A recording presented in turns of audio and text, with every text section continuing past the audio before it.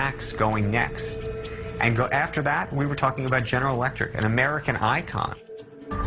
Hank Paulson's telephone logs show that he was receiving calls from the head of almost every major corporation in America.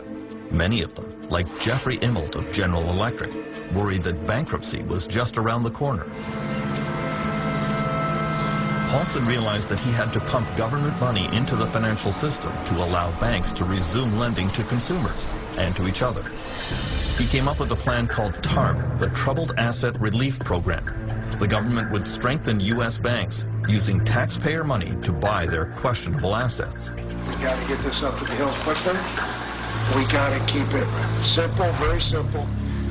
The proposal was not well received. Hank Paulson, who wasn't very good at dealing with Congress at the best of times, turned up with a very thin proposal of a similar kind to recapitalize the banks, but it wasn't well prepared. It was only 10 pages long, whereas most bills in Congress are 700 or 800 pages long. There was no account about how the money would be spent, and Congress turned down the plan. They didn't like it.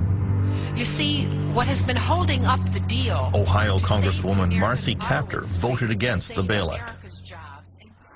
I saw it as a means for Wall Street to take a very gun-shy Congress a few weeks before election and strike the fear of God into them and get anything you wanted out of them and essentially transfer all of the losses that they knew were happening to the public sector. No, Mr. Paulson, we're not going to do what you're asking us to do. The vote did not turn out as Hank Paulson expected. On this vote, the yeas are 205, the nays are 228. The motion is not adopted. The bailout package was defeated today. Stocks fell off a cliff, the largest single point drop in history.